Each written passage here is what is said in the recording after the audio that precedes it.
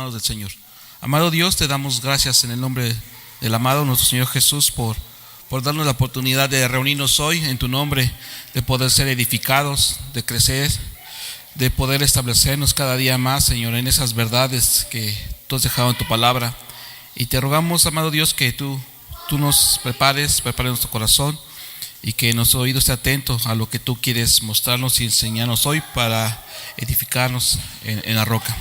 En el nombre de Jesús te damos muchas gracias, Padre nuestro. ¿Ha llamado hombres preparados? Dios no ha llamado hombres capacitados, puesto que Él los capacita, Él los instruye. Hombres como Noé, como Abraham, como Moisés, como Josué, como Samuel, como Pablo, como Juan. Hombres que Dios los prepara. Y que también vemos que al momento de ser llamados por Dios, dice que debe haber una pronta respuesta de nuestra parte. ¿Esto qué significa?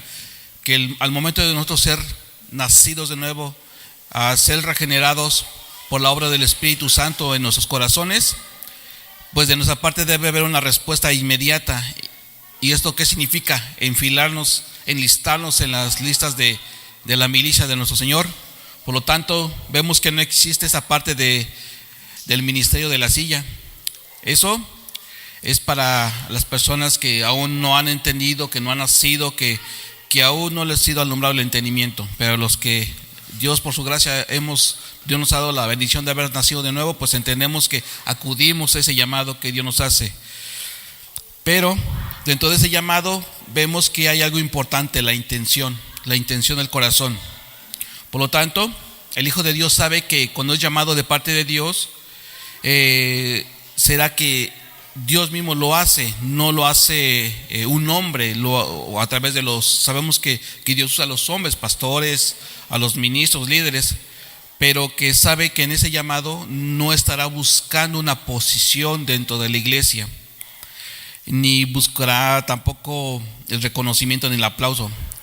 Está atendiendo un llamado, a ese llamado santo que Dios nos hace.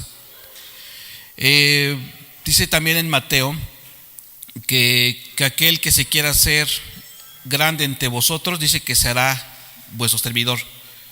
Entonces sabemos que ese principio nos rige a nosotros. Y que también vimos lo que es la palabra diáconos, que dice que es un ayudante y que es una persona que se acomide a los quehaceres domésticos también. ¿Y cuál es el ejemplo más claro y contundente de lo que nos muestra la Escritura? La vida de nuestro Señor Jesús. Dice que Él vino a servir a los pecadores. Es nuestro máximo ejemplo. Siendo Dios mismo, no subestimó ni dijo ¿por qué lo tengo que hacer? ¿Por qué tengo que servir a estos hombres pecadores? Él mismo se humilló, siendo en forma de Dios, en fin, siendo en forma de hombre, se humilló para servir a los hombres. Pero vemos que en los inicios de la iglesia cristiana hubo la necesidad de que se levantaran hombres y mujeres llenos del Espíritu Santo, y hubo unos requisitos previos para servir, y lo podemos ver en el libro de Hechos, en Hechos 6:3, cuando dice: buscad pues, hermanos, de entre vosotros 7 varones. Y aquí vamos a ver unas características importantes. Son 3 importantes. Dice que estos 7 varones, ¿cómo deben de ser? De buen testimonio, llenos del Espíritu Santo y de sabiduría, a quienes encarguemos ese trabajo. Es aquí importante notar, hermanos, que solo es para servir a las mesas. No estaban cayendo en el rubro de la enseñanza todavía. O sea, vemos este alto perfil que se pedía para los diáconos. Y dentro del buen testimonio, dice que esta palabra, dice que para buen testimonio significa fidelidad y pureza en el carácter. Eso es algo muy importante. Y que también significa buena reputación. Eso recuerden que ya lo hemos visto en las clases pasadas, solamente es para refrescar un poco lo que hemos venido repasando. Y que el buen testimonio abarca ciertas áreas, como cuáles, hermanos: el hogar, el entorno social, esto incluye vecinos, trabajo, y que también debe de gozar buen testimonio en ¿Dónde, hermanos? En la iglesia local, donde Dios nos ha depositado. El otro punto, aparte del buen testimonio, es ser llenos del Espíritu Santo. Y lo podemos ver que Jesús mismo, antes de empezar a plenitud su ministerio, recibió la promesa del Espíritu Santo. Y si en este ejemplo lo vemos, que si el Hijo de Dios viviente no pudo pasar ni un solo día sin la asistencia del Espíritu Santo, ¿cuánto y más nosotros, verdad, hermanos? Siendo el Hijo de Dios, Él dependía todos los días del Espíritu Santo en esa guianza, en esa dirección que requerimos de parte de Dios. Pero esto de la llenura del Espíritu Santo trae algo muy benéfico: tener su guianza. Eso es súper importante. Es cuando nosotros vamos teniendo la directriz de Dios, y cuando estamos siendo llenos del Espíritu Santo, somos movidos por Él. Entonces, el Señor no solamente nos ha confiado el servir en su obra, sino que también nos ha dado la forma y la manera en que la podamos cumplir. Y esto es estar llenos del Espíritu Santo. El ser lleno del Espíritu Santo, hermano, no es algo optativo, es un requisito para todo creyente. Pero también el no estar llenos del Espíritu Santo tiene consecuencias. Dice que podemos contristar al Espíritu Santo y entregarnos al pecado. Es muy importante esa comunión íntima, porque de lo contrario, si nosotros no estamos llenos de constante en oración a Dios, pues nos podemos ver como unas personas que no tenemos errores, como unas personas que somos muy moralistas. Pero precisamente la oración, uno de sus propósitos es que Dios muestra nuestros corazones, muestra nuestro pecado a través de esa comunión, más de la mano con la palabra. Pero el ser llenos del Espíritu Santo, hermano, quiere decir que Cristo vive plenamente en cada uno de los creyentes. Eso es ser lleno del Espíritu Santo. Y ser llenos del Espíritu Santo nos llevará a que cumplamos en el servicio en que Dios nos ha establecido. El tercer punto, hermanos, de los requisitos para ser servidor o diácono es ser lleno de sabiduría. Y como sabiduría, como don del Espíritu Santo, es vital en el líder cristiano, y no solo en el líder cristiano, sino también en cada uno de sus hijos. Por lo tanto, como servidores, hermanos, necesitamos esa sabiduría operando en nuestras vidas, para que cada vez que tengamos que enfrentarnos a una situación por resolver, lo hagamos de la mejor manera. Entonces, la revelación de Dios es dada para guiarnos para tomar decisiones correctas y concretas. Por lo tanto, dice que la sabiduría es el conocimiento de Dios revelado y aplicado a nuestras vidas.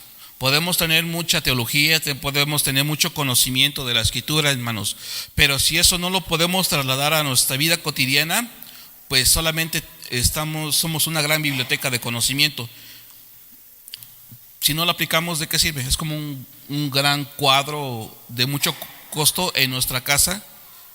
Será solamente un adorno, pero no está siendo algo práctico en nuestras vidas.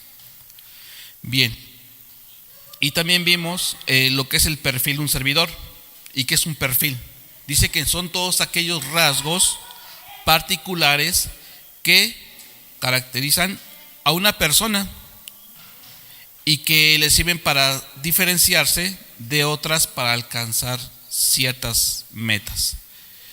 Pero desde la óptica del apóstol Pablo, la persona llamada por Dios a desempeñar una función ministerial no puede ser cualquier persona, hermanos, porque es ahí donde se reserva esa parte. No puede haber acomedidos. Hay mucha gente que dice, sí, yo quiero ayudar, yo quiero servir, pero sí se requiere ese llamado de Dios, hermanos.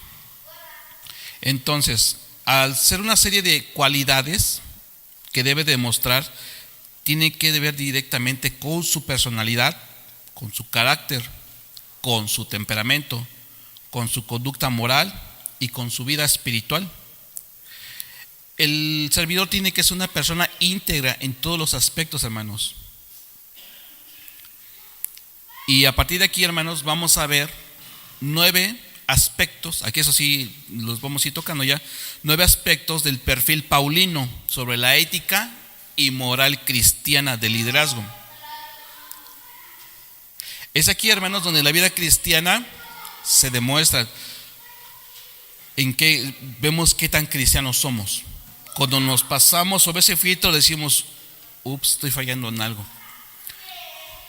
Porque dejamos, sí podemos conocer mucha teología, mucha Biblia, podemos tener hermenéutica, podemos conocer el origen de las palabras, la etimología de las palabras, pero si no tenemos esta parte, hermanos, pues bueno, nos veremos como solamente religiosos. Tito 3:2, no lo busques, se lo voy a leer, dice lo siguiente: pero es necesario que el obispo sea irreprensible, marido de una sola mujer, sobrio, prudente, decoroso, hospedador, apto para enseñar. Y bien, aquí ya revisamos también lo que es prudente, que prudente se traduce como dueño de sí. Y de acuerdo al el diccionario Larousse Ilustrado dice que lo define así: virtud que hace prever y evitar las faltas y peligros. Y tiene algunas definiciones: buen juicio, cordura, templanza, moderación, discreción, ecuanimidad, medida, mesura, precaución, sabiduría. Esta palabra en la boca de los impíos está como que fuera de ellos. De hecho, te toman como una persona demasiado ñoña, o demasiado tonta, muy miedoso. Pero Dios nos ha llamado a la prudencia.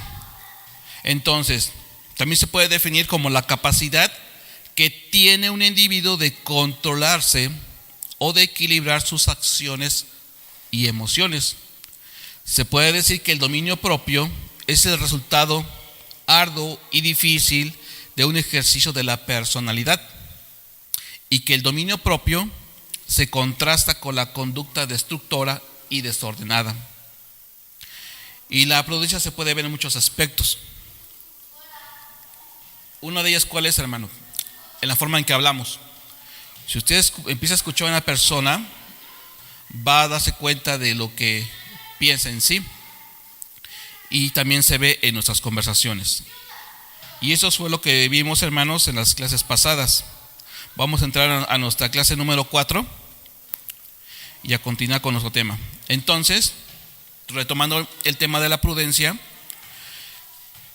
esta parte me encantó, hermanos, porque define en una oración prácticamente lo que nosotros qué es lo que define a cristiano como imprudencia. Dice: prudencia, que es el aprecio y valorización de las demás personas por encima de cualquier defecto. ¿Esto por qué, hermanos? Nosotros, ya conociendo en este caminar, llevamos 1, 3, 5, 10 años, y podemos, a veces no necesita tener como que mucha sabiduría para darse cuenta que las personas pues, constantemente están cometiendo pecados, y nos damos cuenta, aún nos podemos dar cuenta entre hermanos que pues están errando en el blanco, están pecando. Sin embargo, hermanos, ahí es donde entra la prudencia, porque muchas veces nosotros, por sentirnos que ya crecimos, que ya avanzamos, que ya conocemos más, a veces podemos hablarle de una manera fuerte, y no consideramos que esa persona se le debe de hablar con cierta contacto. Y es ahí donde está la prudencia, hermanos, porque nosotros nos debemos de mirar también nosotros mismos. Alguna vez estuvimos en esa misma posición, y es aquí donde retomamos la definición, que es el aprecio y el valor de las demás personas por encima de cualquier defecto. Y esto nos dice en la forma en cómo nos vamos a conducir hacia, no solamente hacia los miembros de la iglesia, sino también hacia la gente del mundo, en trabajo, en el vecino, con la misma familia secular. Vayamos a Proverbios 11:12, por favor, hermanos. Proverbios capítulo 11, versículo 12.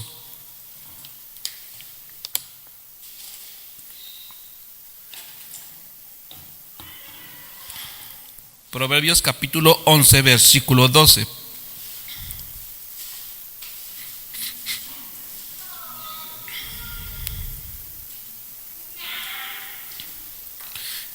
¿Ya estamos ahí, hermanos?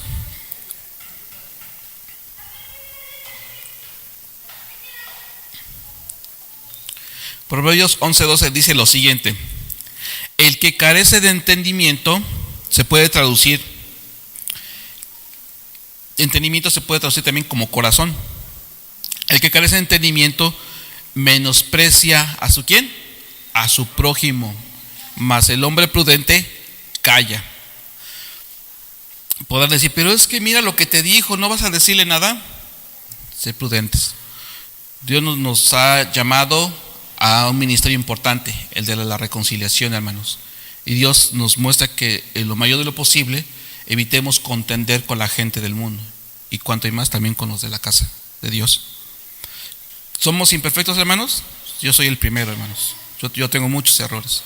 Entonces, hermanos, seamos sabios, prudentes con la gente que nos rodea. No siempre, a veces siempre queremos ganar todas esas batallas verbales, esas discusiones, las queremos ganar. La carne le gusta eso. Pero el hecho de que usted se quede callado no quiere decir que usted esté equivocado. Simplemente está siendo prudente. Es ahí donde usted tiene que ser dirigido por Dios cuando tiene que callar. Dice, la forma en que nos expresamos o tratamos a una persona puede ser edificante o destructiva. Eso es muy importante. Nosotros podemos ayudar a una persona que si está en un declive, está cayendo, nosotros podemos ayudarle a levantarse y ser ese miembro útil en el cuerpo de Cristo. Pero también le podemos atizar a que ya no se levante, o sea, que lo podemos destruir también. Nuestras palabras pueden ayudar, pueden bendecir o pueden ayudar a alguien a destruirlo.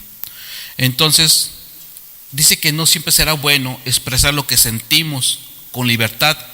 Más bien debemos pedirle a Dios sabiduría para poder hablar. Aquí no entra eso de, es que yo soy muy sincero. No, hermano, eso no. Eso es falta de sabiduría y de prudencia. Segunda de Pedro, capítulo 1, versículo 6. Segunda carta de Pedro, capítulo 1, versículo 6.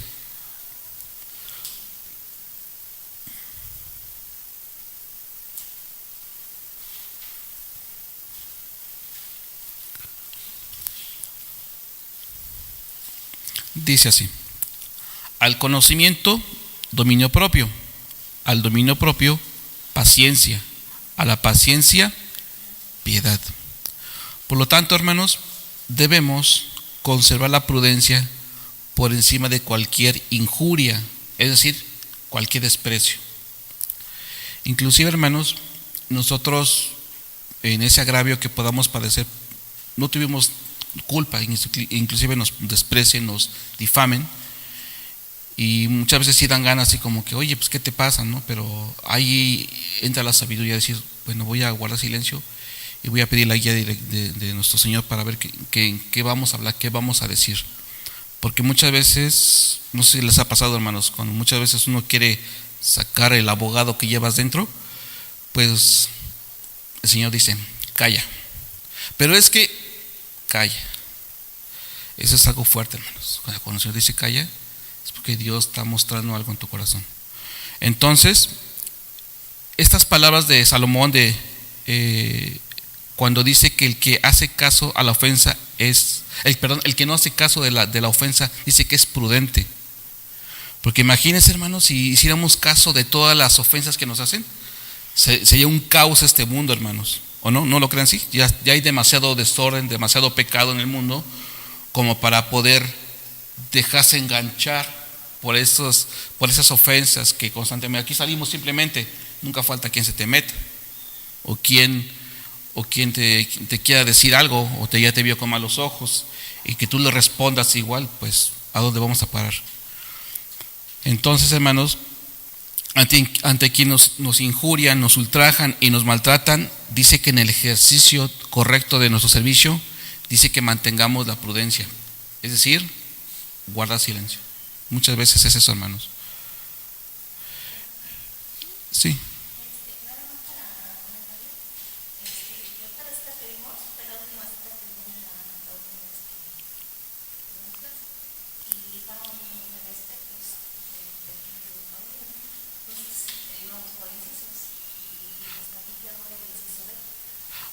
Ese es el 1, bueno, 1 o el A, como lo quieran poner. Todavía no entramos al 2. Ajá, todavía no, ese es el 1. Ya estamos viendo el inciso 1 o A, que es prudencia. Ajá. Apenas vamos a entrar al 2, hermana. De hecho, ya es el que vamos a ver ahorita. Decoroso. Número 2 o B, decoroso. Y eso lo vemos en primera carta de Timoteo 3:2.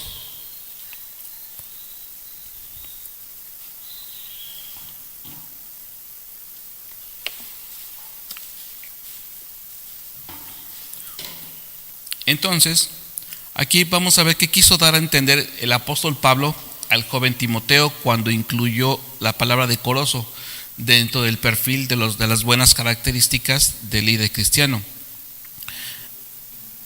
Dice que esta palabra, de acuerdo a la Real Academia Española, tiene un diccionario de sinónimos y antónimos. ¿Sí saben lo que es un antónimo, hermanos? ¿Sí? Antónimo es lo opuesto a una palabra. Y dice que nos ofrece los siguientes sinónimos para la palabra decoroso. Es digno, si lo quieren anotar también, digno, respetable, decente, honesto, pudoroso, puro, circunspecto. Lo vuelvo a repetir: digno, respetable, decente, honesto, pudoroso, puro, circunspecto.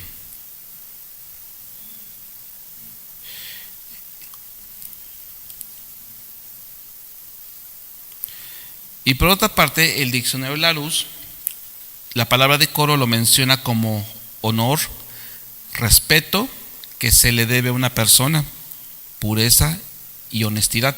Se lo voy a repetir: honor, respeto que se le debe a una persona, pureza y honestidad.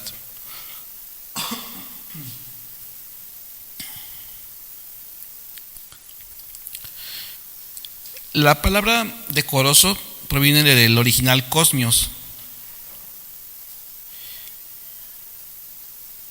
y nos dice que es ordenado y nos habla de dignidad. También nos dice que es bien dispuesto, es decir, que no es acomedido. Es aquí esta parte, hermanos. ¿Ven esas características? El llamado por Dios debe tener esta parte, decoroso. ¿Por qué? Dice que también es bien dispuesto, es decir, que no solamente va a prestar sus servicios a la iglesia. Ay, hoy vengo con muchas ganas, hoy voy a servir. Ya dentro de 15 días, pues no sé, quién sabe, tal vez no amanezca yo de buenas y quién sabe si van a yo a servir. Esa parte dice bien dispuesto, es decir, que no es un acomedido. ¿Sí vemos esa diferencia, hermanos? También dice que es decente, es decir, es digno, es también modesto, es decir, es sencillo. Y que son de las calificaciones esenciales para un obispo o supervisor. Por otra parte, hermanos, vemos que el ordenamiento no se refiere solo a su vestido y comportamiento, sino a la vida interna. Y que ciertamente pronunciándose y expresándose de una manera que manifieste el comportamiento externo. ¿Cómo nos damos en el comportamiento externo? Pues bueno, por lo que habla y por lo que hace, ¿verdad? Vayamos a 1 Timoteo 3:2. 1 Timoteo 3:2.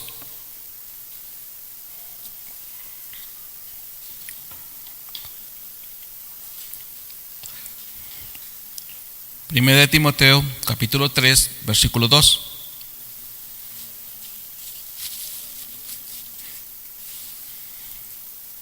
Dice lo siguiente: pero es necesario que el obispo sea irreprensible, marido de una sola mujer, sobrio, prudente, decoroso, hospedador, apto para enseñar. Entonces, dentro de las buenas relaciones humanas, dice que esa es una virtud que ayuda el carácter y servicio del líder. En el trato hacia las demás personas.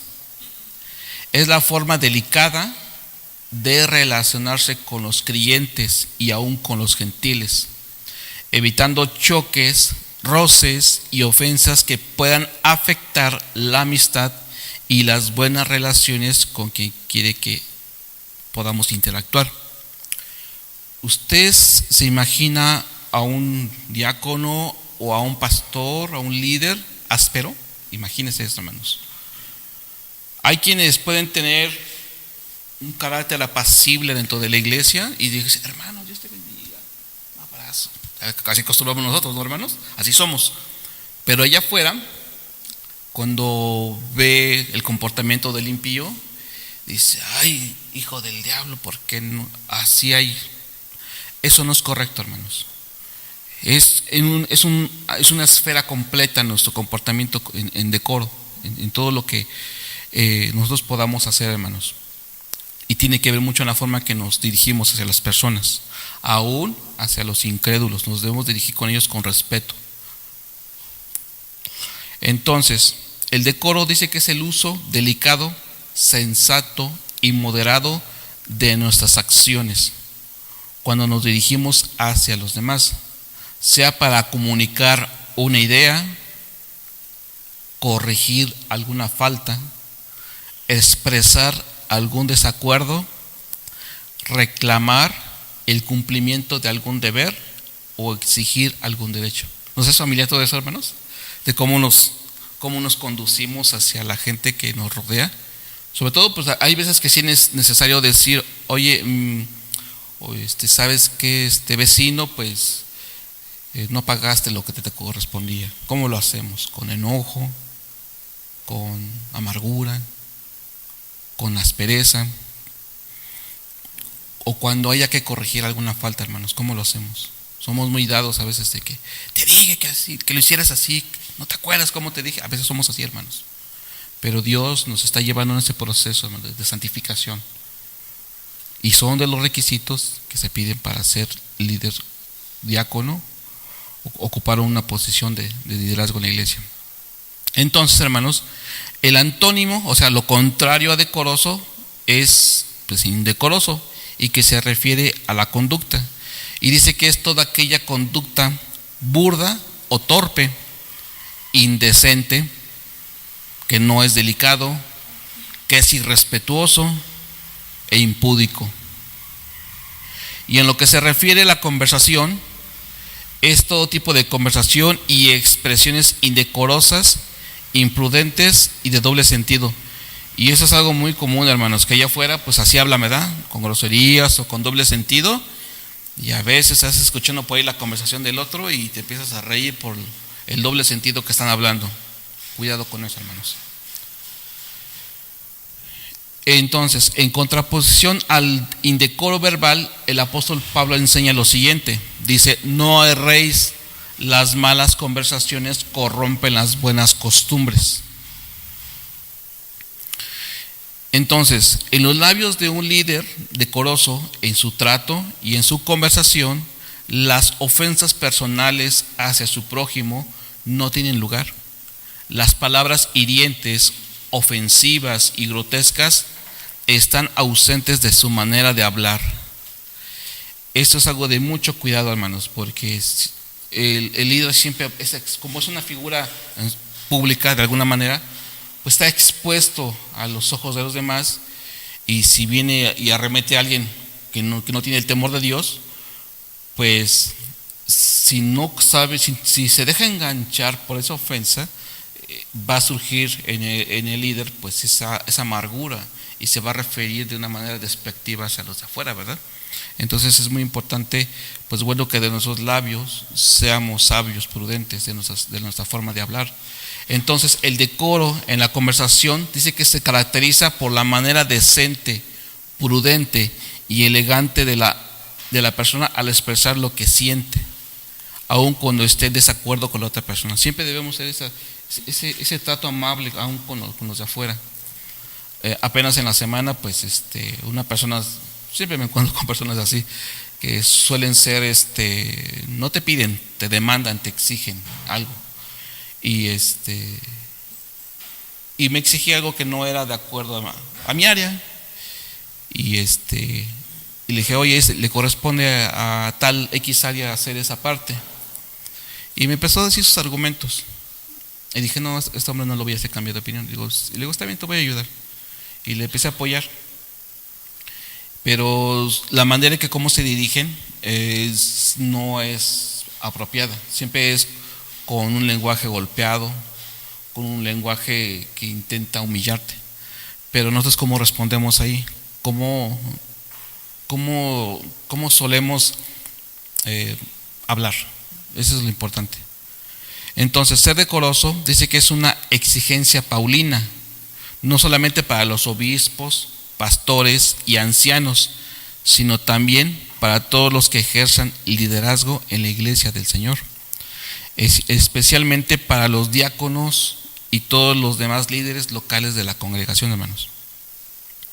Por lo tanto, dice que el decoro en el servidor no lo llevará a hablar palabras huecas. Vayamos a 1 Timoteo 2:8. 1 Timoteo 2:8.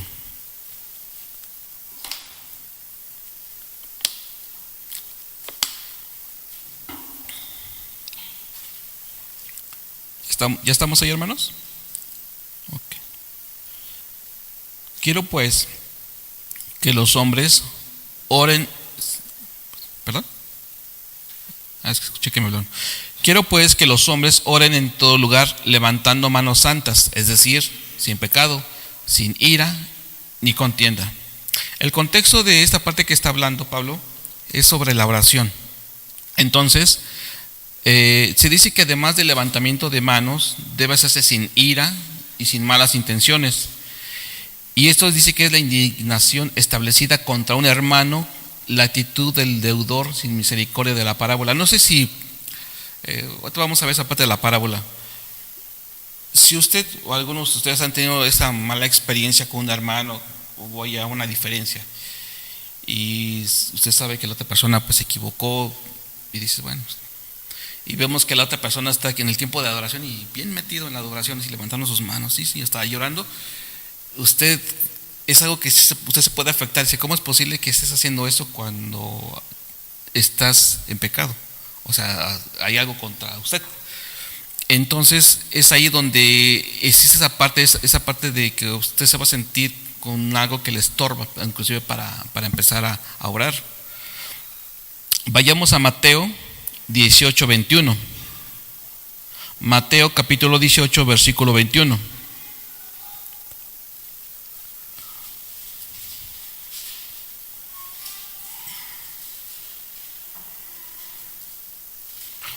Mateo 18:21 dice lo siguiente: entonces se le acercó Pedro y le dijo, Señor, ¿cuántas veces perdonaré a mi hermano que peque contra mí? ¿Hasta 7? Jesús le dijo, no te digo hasta 7, sino aún hasta 70 veces 7. ¿Cuántas veces son, mi hermano? 490, ¿no? Dice el 23, por lo cual el reino de los cielos es semejante a un rey que quiso hacer cuentas con sus siervos, y comenzando a hacer cuentas le fue presentado uno que le debía 10,000 talentos. A este, como no pudo pagar, ordenó su señor venderle y a su mujer e hijos y todo lo que tenía para que se le pagase la deuda. Entonces aquel siervo postrado le suplicaba diciendo, Señor, ten paciencia conmigo y yo te lo pagaré todo. El señor de aquel siervo, movido a misericordia, le soltó y le perdonó la deuda. Pero saliendo aquel siervo, halló a uno de sus consiervos que le debía 100 denarios, y haciéndose de él, le ahogaba diciendo, págame lo que me debes. Entonces su consiervo, postrándose a sus pies, le rogaba diciendo, ten paciencia conmigo y yo te lo pagaré todo. Mas él no quiso, sino fue y le echó en la cárcel hasta que pagase la deuda. Viendo sus consiervos lo que pasaba, se entristecieron mucho y fueron y refirieron a su señor todo lo que había pasado.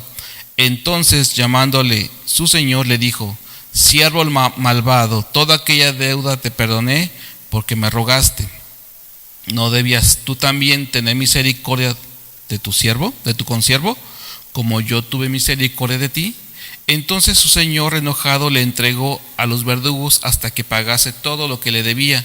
Así también mi Padre Celestial hará con vosotros, si no perdonáis de todo corazón cada uno de sus hermanos sus ofensas.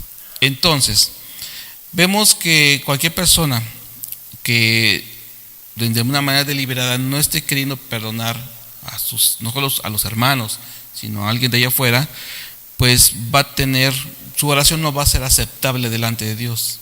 ¿Por qué? Porque hay pecado, ¿verdad? Eso es una barrera. Vayamos a Mateo 6:14, por favor.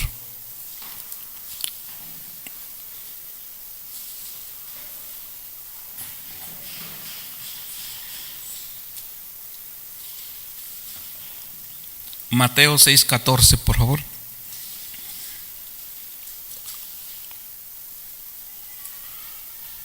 ¿Ya llegamos ahí? Dice lo siguiente: porque si perdonáis a los hombres sus ofensas, os perdonará también a vosotros vuestro Padre Celestial. Mas si no perdonáis a los hombres sus ofensas, tampoco vuestro Padre os perdonará vuestras ofensas. Es un principio que nuestro Señor nos enseña. Efesios 4:31, por favor. Efesios 4:31.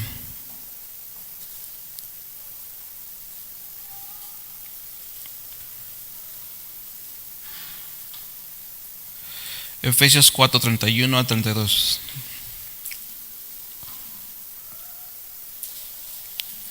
Dice lo siguiente: quítense de vosotros toda amargura, enojo, ira, gritería y maledicencia y toda malicia.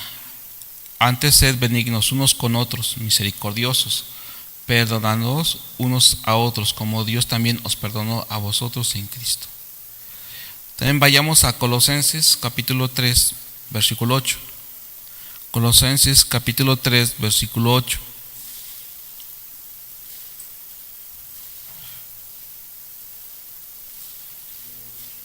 Colosenses 3, 8, por favor. Dice lo siguiente: pero ahora dejad también vosotros todas estas cosas: ira, enojo, malicia, blasfemia, palabras deshonestas de vuestra boca. Vayamos ahora a Santiago 1:20. Santiago capítulo 1, versículo 20. Santiago 1:20. Dice lo siguiente: porque la ira del hombre no obra la justicia de Dios. Entonces, hermanos, cuando vamos y oramos a Dios, decimos: Señor, quítame este enojo, quítame estas palabras deshonestas de mi boca. Pues aquí el mandamiento dice en Colosenses que nosotros nos tenemos que quitar esas cosas.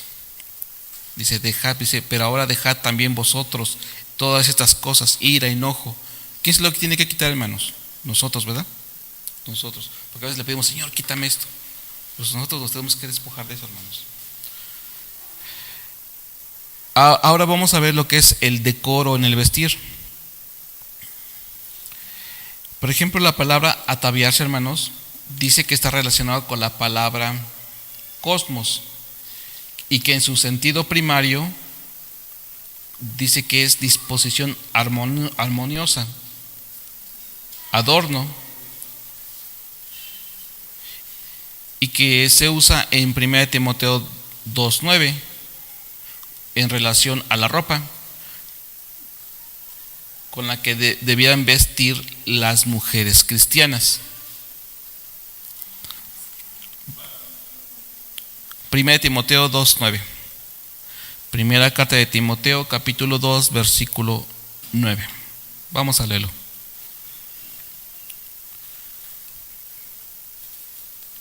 Dice lo siguiente: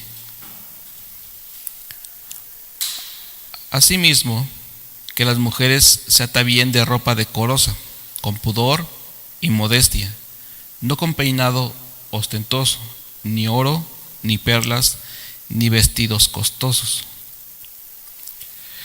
Dice que esta parte enfatiza a través de las escrituras y a través del pasaje del versículo 8. Recuerden que viene hablando de la oración también, y que dice que no es la postura, en el versículo 8 que ya estudiamos, dice que no es la postura del cuerpo o la posición de manos, sino la actitud interna del alma. Las manos que se levantan deben ser santas, esto es, deben ser manos que no están contaminadas con delitos previos, y que una vez aclarando esto, dice que se deben ofrecer oraciones por todos los hombres, y que el apóstol procede a indicar quiénes debieran ofrecer estas oraciones y en qué espíritu deben ser ofrecidas, y que esto naturalmente concierne a la conducta de los hombres en el culto público, refiriéndose al versículo 8. Entonces posteriormente dice que él da instrucciones con respecto a la conducta adecuada de las mujeres en el culto público.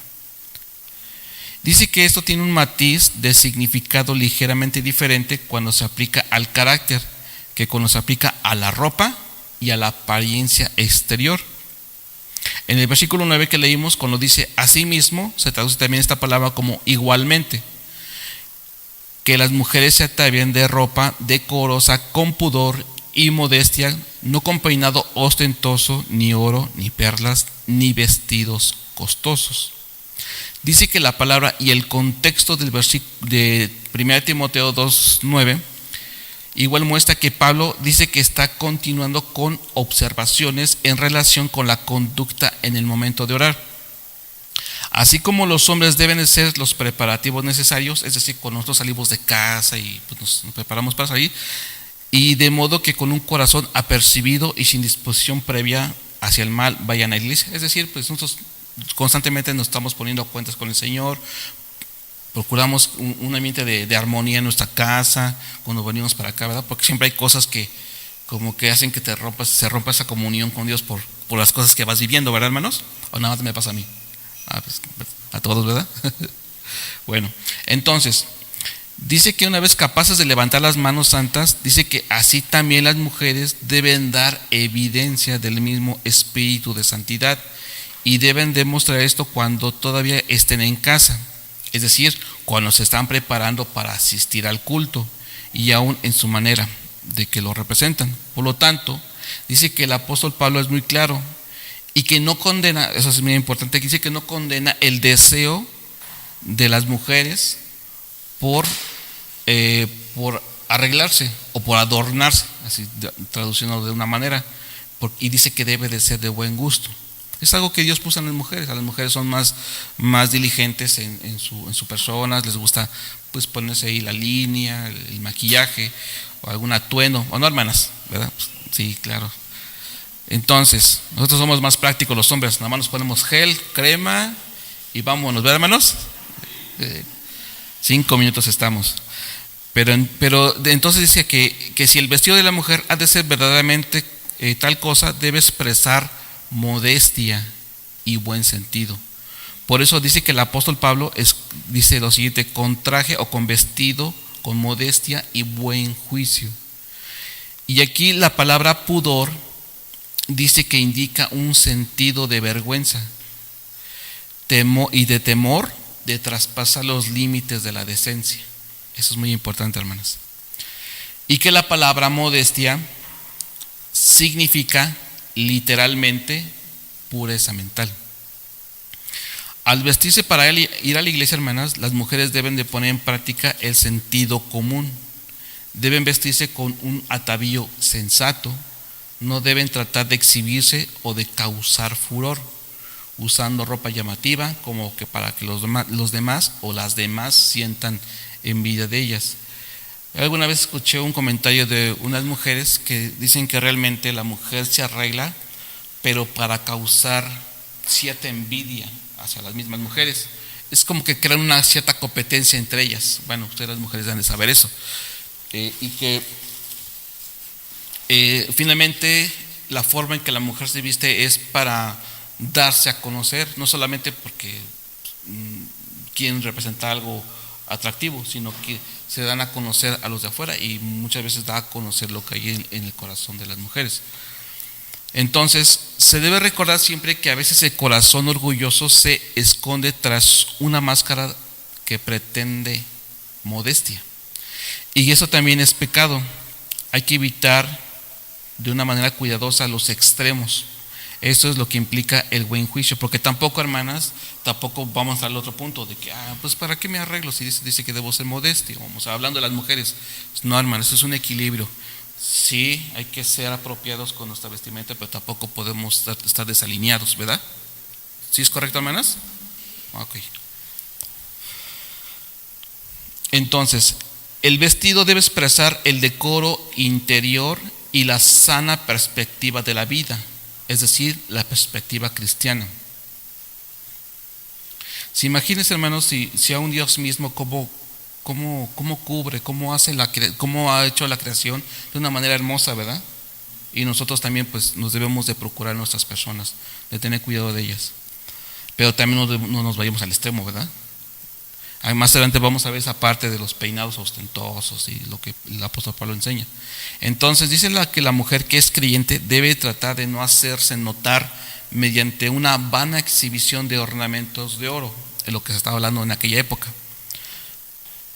Dice que con frecuencia tenían precios exorbitantes las joyas que utilizaban y estaban fuera del alcance de poderlo adquirir.